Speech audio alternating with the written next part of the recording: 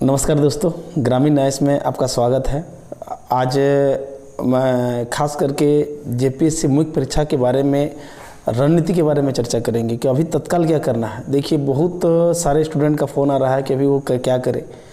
सबसे बड़ी बात है कि जो अभी वो नया विद्यार्थी जो इस बार पहली बार एग्ज़ाम दिए हैं और उनको लगता है कि हो जाएगा, जैसे कि कटअप पर एक वीडियो भी था, कुछ दिन पहले बनाया था, और जो बहुत दिनों से तैयारी कर रहे हैं लेकिन पहली बार पीटी पास करने का उसको मौका मिलेगा, उनको ऐसा लगता है उनके जो पीटी का भी जो परफॉर्मेंस हुआ उसके आधार पर। और जो उसके मेंस अच्छी तैयारी नहीं है या जो मेंस कभी ठीक से तैयारी नहीं कर पाया है, तो उनके लिए वीडियो है जो बहुत धुरंधर है, जो बहुत यूपीएससी का मेंस पहले से दे रहे हैं या बहुत बार मेंस दे चुके हैं, उनके लिए तो फिर ज़्यादा उनके लिए गाइड की खुद भी ज़रूरत ऐसे नहीं पड़ती है। लेकिन फिर भी इसके बाद वाला जो वीडियो उनके लिए होगा, जो उत्तर लेखन सीधे एक बड़ा सा बोर्ड हम खरीदने की तैयारी में है, और उसमें जब सीधे प्रश्नों का जो पूर्व वर्षों के प्रश्नों का जो उत्तर लिखेंगे और उसमें देखेंगे तो उनको बहुत उसका लाभ होगा। तो आज मैं खास करके उन विद्यार्थियों के लिए जिसको सिलेबस के अकॉर्डिंग उसको क्या करना है, तत्काल कैसे कहाँ फोकस करना है, क्योंकि मान लीजिए अभी पीटी जस्ट अभी हुआ है, 3 महीने के बाद मान लीजिए मुख्य परीक्षा होता है, तो इस 3 महीना में वो तत्काल क्या कर सकता है, उसी पे हमको क्या करना है और क्या नहीं करना है, इस पर चर्चा करेंगे। क्या इस बीच में इसको किताब पढ़ना चाहिए, क्या नोट्स पढ़ना चाहिए, क्या नहीं करना चाहिए, उस पर हम चर्चा करेंगे। और उसके बाद खास करके उत्तर लेखन में हम ज़बरदस्त तरीके से कोशिश करते हैं कि हम आप लोगों को बताएंगे। ये मुझे ऐसा लगता है कि मैं टाइम निकाल के रोज़ इस तरह रात को, जैसे कि अभी देखिए 10 बज गया है, थोड़ा बहुत टाइम निकाल के, क्योंकि दिन भर फ़ोन बजते रहता है, तो रात 10 बजे के बाद 1 घंटा कोशिश करेंगे कि हम आपको वीडियो बना करके दें, खास करके उत्तर लेखन के लिए, क्योंकि उसके लिए डिजिटल बोर्ड की ज़रूरत होगी और उसको जल्द ही लाने की तैयारी है। तो सबसे पहले है कि जो अभी तुरंत एग्ज़ाम पास कर लिए हैं उनके लिए तुरंत जो करना है उसको मैं बता रहा हूँ, और विद लॉजिक के साथ। उनको सबसे पहला जो काम शुरू कर देना चाहिए कि जो जेपीएससी का कम से कम जो 5 साल का पूर्व वर्षों का जो प्रश्न है सामान्य अध्ययन का, उसको तत्काल उसको करना शुरू कर देना चाहिए, उसको बनाना शुरू कर देना चाहिए, उस पर सोचना शुरू कर देना चाहिए, उसको कैसे लिखना है, क्या नहीं करना, उस पर बनाना चाहिए, जिसके पास समय कम है।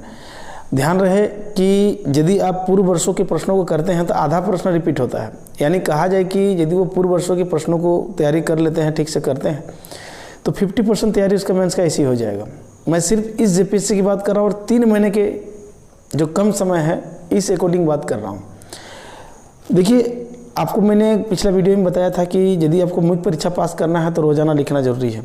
आप एक दिन में 5 किलोमीटर दौड़ नहीं सकते हैं। यदि 5 किलोमीटर वाकई में दौड़ना है और उस समय सीमा में दौड़ना है, क्या आपको 15 मिनट में दौड़ना है, तो उसके लिए आपको रोज़ दौड़ना पड़ेगा, तभी वो स्पीड आएगी एक टाइम के बाद। तो इसीलिए आपको कल भी 2 दिन पहले वीडियो में बताया था कि आप रोज़ लिखना शुरू कीजिए, आपकी वो चीज़ स्पीड आ जाएगी। तो पहला चीज़ है कि जेपीएससी की जो 6 साल का अब तक जो मुख्य परीक्षा का है उसको धड़ाधड़ लिखना शुरू कर दीजिए। दूसरा जो है, जेपीएससी में जो खास करके 3, 4, 5, 6 में जो पेपर में है, देखिएगा 40-40 करके 4 पेपर जो है 160 नंबर का ऑब्जेक्टिव क्वेश्चन है। और ऑब्जेक्टिव क्वेश्चन के लिए आपको यूपीएससी का और जेपीएससी तो आप देवे किए हैं, इनके पूर्व वर्षों के प्रश्नों को 10 साल का खास करके यूपीएससी का जरूर कर लीजिएगा। यूपीएससी के कुछ प्रश्नों को जैसे मिलान चिन्ह वगैरह होता है, कुछ सेलेक्टिव हो सकते हैं जिसको आपको नहीं करना है, बाकी मैक्सिमम क्वेश्चन को कर लेंगे तो आपको 160 में 160 आ जाएगा, जो थोड़ा बहुत सीरियस कैंडिडेट है जो पढ़ता है। ध्यान रखिए, 160 मतलब 160, और बहुत माथा पे जी मिस्टेक हो गया तो 150 से कहीं नहीं जाएगा, ये मेरी 100% गारंटी है। 150 नंबर आपको आएगा यदि आप फिर पूर्व वर्षों के 10 साल का यदि तैयारी आप पीटी का यूपीएससी का कर लेते हैं और जेपीएससी का आप दिए हैं तो ऑलमोस्ट सब कर ही रहे हैं। तो ये क्यों मायने हैं हम आपको बताएंगे, पूरा कटअप एनालिसिस के साथ बताएंगे कि आपकी रणनीति अभी तत्काल क्या हो, क्योंकि आपका समय नहीं है और अभी आप किताब वगैरह नोट्स क्यों नहीं पढ़ेंगे, अभी तुरंत मैं बता रहा हूँ। तो कहने का मतलब है कि पहला आपको जेपीएससी के जो 6 साल का अब तक है पूर्व वर्षों का प्रश्न पत्र बनाना है। दूसरे स्टेप में आपको 10 साल का पीटी का जो 160 नंबर का उसको तैयारी करना है। तीसरा जो है आपको कि जब उत्तर लेखन करेंगे तो बिल्कुल सामान्य उत्तर लिखना है। आपको लास्ट वीडियो में बताया था कि कोई हवा खड़ा नहीं करना है कि ये करो ग्राफ, ये वगैरह वगैरह, एक दिन में बेस्ट नहीं हो सकता है। एक दिन में आप 5 किलोमीटर 15 मिनट नहीं दौड़ सकते हैं। मतलब कुल मिला के कहा जाए कि हाइतवा नहीं मचाना है, उत्तर एकदम सामान्य लिखना है तो आपका सिलेक्शन होगा और निश्चित रूप से होगा। मेरे इतिहास में 400 में 360 नंबर आया था, आपको लास्ट टाइम बताया था, फिर बता रहा हूँ, और मेरा पूरा अनुभव है।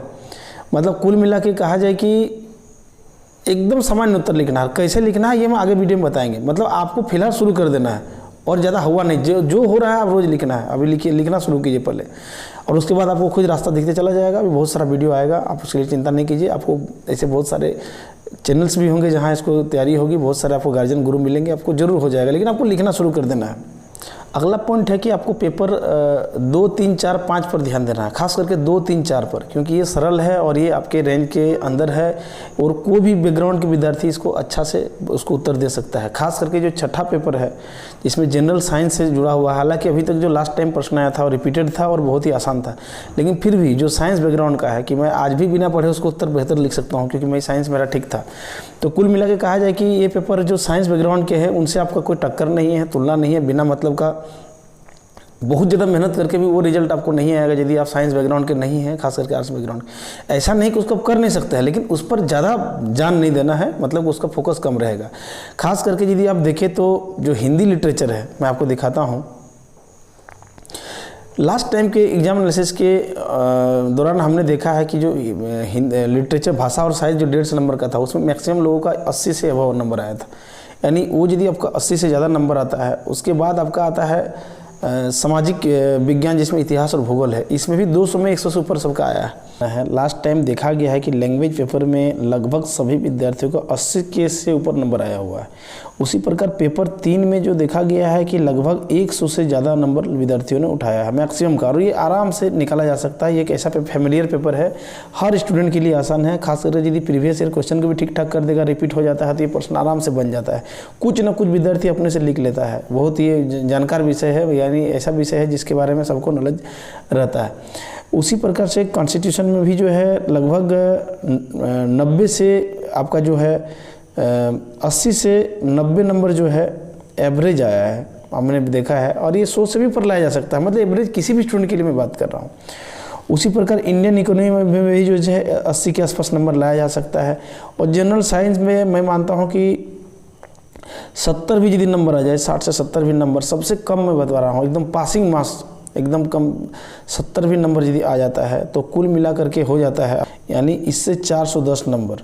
मान लेते हैं कि 400 ही नंबर आता है इन रिटन पेपर में, और मैंने इसमें ऑब्जेक्टिव को नहीं जोड़ा है। ऑब्जेक्टिव में मैं यदि एक अच्छे विद्यार्थी को यदि मैं कहूँ तो 160 में 60 नहीं तो लेकिन 150 नंबर आराम से ला सकता है। आप उसको यदि देखेंगे तो 150 नंबर ला सकते हैं, यानी 550 नंबर। ध्यान रहे 550 नंबर आपका रिटर्न में कम से कम तैयारी में हो सकती है। ध्यान रखिए, इस छठे पेपर के चक्कर में जिनका बैकग्राउंड नहीं है साइंस, वो नहीं पढ़ना है। तो 550 नंबर यदि आता है, आप कल्पना कीजिए कि जो छठी जेपीएससी का जो अंतिम परिणाम आया था, ठीक है, उसमें अनरिजर्व का जो था आपका, आप ध्यान रखना है कि इसका 600 नंबर कट ऑफ गया था। ईबीसी का उसी तरह 593, बीसी का 621 सबसे ज़्यादा, एससी का 538 और एसटी का 524। ध्यान रहे कि जो अनरिजर्व का जो आपका आया था 600 नंबर, इसमें ये जो मार्क्स है ये रिटन और इंटरव्यू का मार्क्स था, ठीक है, लिखित और फिर इंटरव्यू में 100 नंबर का था। मान के चलते हैं कि एवरेज 40 नंबर लाया होगा किसी ने, तो उसको मैं अभी माइनस कर दूं तो 40 मैंने माइनस कर देता हूं। रिटर्न में ध्यान रखिए लैंग्वेज पेपर को जोड़ दिया गया था, कंपलसरी पेपर को जोड़ दिया गया था। तो कंपलसरी पेपर को जो जोड़ दिया गया था उसके नंबरों को घटाना पड़ेगा। तो कंपलसरी 100 में से इतना आसान होता है कि 40 से ऊपर सब लाता है। आप संक्षेपण वगैरह आप देखे होंगे, बेहद आसान पेपर होता है, 60-70 सब लाता है। तो मान लेते हैं सबसे कम से कम 40 नंबर भी यदि लाता है, तो यानी ये 80 नंबर आपको इस 600 में घटाना है। तो 600 में यदि 80 नंबर आप घटा देते हैं तो जो जनरल कैटेगरी के लिए है 520 आपका कटअप, पिछले बार यदि देखा जाए तरीके से तो 520 कटअप गया होगा, क्योंकि इस बार क्वालिफाइंग मार्क्स नहीं जुटेगा और इंटरव्यू से पहले, यानी कि हम मतलब रिटर्न मार्क्स यदि कहा जाए तो 500 या 520 लास्ट टाइम गया होगा यदि टेक्निकली देखा जाए तो इसीलिए मेरा मानना है कि जैसे कि मैंने अभी आपको बताया था कि देखिए कितना आसान हो जाएगा आपके लिए कि यदि आप इस फॉर्मूला को यदि आप अपना लेंगे, तो यानी 550 मैंने जोड़ा था, बहुत आसान किस्तों में जोड़ा था। और ये बेहद आसानी से देखिए, जब 520 नंबर में जब जनरल कटअप लास्ट टाइम में गया था, जैसे मैंने आपको समझाया, और आपको मैं सबसे आसान तरीके से 550 कर रहा हूँ, और इसमें से कुछ घटा देंगे तब भी मतलब जनरल से आप आराम से जो है क्वालिफाई कर जाएंगे। और इंटरव्यू में आपको 50% नंबर आमतौर पे मिल जाता है, और हिंदी तो पास कर ही जाएंगे, यानी कहा जाए तो जनरल से आप पास कर सकते हैं इस फॉर्मूले से। तो इसको कर लेना है। अगला जो है, इस बात को ध्यान रखना है कि चूंकि जो आपको एग्जामिनेशन हॉल में जो उत्तर लिख के आना है, सभी प्रश्नों को उत्तर लिखना है। जिसका प्रश्न छूटता है वो सफलता से कोसों दूर चला जाता है। तो आपको कोई प्रश्न नहीं छूटना चाहिए। जितना प्रश्न आया है सबको कुछ ना कुछ लिखना है, और कुछ ना कुछ मतलब कुछ भी नहीं, मतलब कि जो आपने पढ़ा है उसके इर्द गिर्द कम से कम अंतिम समय में कुछ नहीं तो उसका कुछ पॉइंट्स लिख देने से कुछ नंबर ना कुछ नंबर आ जाता है। यानी प्रश्न नहीं छूटना चाहिए। और प्रश्न नहीं छूटने की नौबत तब आएगी जब आप उत्तर को आप प्रैक्टिस पहले से किए होंगे, तो आपको प्रश्न नहीं छूटेगी। तो ये पॉइंट आपको ध्यान रखना है कि आपको किसी भी तरह से प्रश्न ना छूटे, इसलिए आज से आपको रिटन प्रैक्टिस शुरू कर देना है। ध्यान रखिए कि मैंने जैसे कि आपको बताया था कि जिसका सिलेबस पूरा तैयार है, हर चीज़ वो कर चुका है, तो उसके लिए कोई दिक्कत नहीं, वो कुछ भी किसी भी तरह तैयारी करे वो ठीक है। लेकिन फिर भी जैसे कि जो कम समय में जो नए विद्यार्थी के लिए जो बताया उसको फॉलो करना है। और एक चीज़ और मैं बताऊंगा कि जो फिलहाल जो नया ये 3 महीना में यदि आदर्श परिस्थिति हो तो 3 महीना में यदि मेंस होता है, तो ऐसी स्थिति में उन लोगों के लिए एकदम सख्त संदेश से सख्त सबक है कि जिसको जो नहीं करना उस बात को गांठ बांध ले। ध्यान रहे कि लोग क्या करते हैं कि बहुत समय ख़राब करते हैं सोचने समझने में, यहाँ वहाँ बातचीत वगैरह करने में। तो सीधा पढ़ना है, शुरू कर देना है, और उसमें पढ़ने से ज़्यादा लिखना है, ये आपको एकदम शुरू कर देना है। कुछ लोग सिलेबस को देखेंगे और सिलेबस को देख करके टॉपिक वाइज करके सोचेंगे उससे क्या क्या क्वेश्चन आया है, बनाना शुरू करेंगे। तो ध्यान रहे सिलेबस के एक पॉइंट को टारगेट करके कोई यदि सोचता है कि हम कर लेंगे तैयारी, तो उसका जीवन भर में आज तक कभी किसी का हुआ नहीं है, ना होता है। तो बेहद मुश्किल काम है। ये टेक्नोलॉजी आमतौर पे अभी नहीं अपनाना है इस टाइम में। हाँ, ये उस समय के लिए है जो एकदम बिगिनर है और 2 साल तैयारी करने के लिए भी झोंक दिया कि आज से 2 साल के बाद एग्जाम देना, उनके लिए ये सही है। अभी तो बिल्कुल नहीं है। ध्यान रहे, अभी किसी भी प्रकार का किताब या किसी भी तरह का गाइड नोट्स इस सब बाजी में नहीं पढ़ना है, सीधा उत्तर राइटिंग प्रैक्टिस करना है। जितना पढ़ना है, जिस टॉपिक को देखना है देख लीजिए। किताब उताब पढ़ करके यदि आप सोचेंगे सिलेबस कंप्लीट करेंगे तो बहुत ही घातक हो सकता है। इसलिए पूर्व वर्षों के प्रश्नों को करते हुए उत्तर लिखने का प्रयास करना है। मैं अगला वीडियो में कुछ वीडियो में उत्तर आप लोग लिखने के लिए हर संभव पूरा कोशिश करूंगा कि आप लोग को बेहतर से बेहतर उत्तर कैसे लिखना है वो सिखाऊंगा। और यहाँ तक कि यदि मेरा सब कुछ ठीक रहा है तो पूर्व वर्षों के सभी प्रश्नों को उत्तर में बता दूंगा, और कम से कम तरीका बता दूंगा जिसका आपको फॉर्मेट और फ्रेम मिल जाएगा। लेकिन ये भ्रम नहीं करना है कि जैसे मान लीजिए कुछ मैंने बता दिया या कुछ लोगों का कुछ उत्तर लिख के भी दिखा दिया, उसको कॉपी नहीं करना है। जो कॉपी करता है, जो रटता है, वो मुख्य परीक्षा कभी पास नहीं करता है।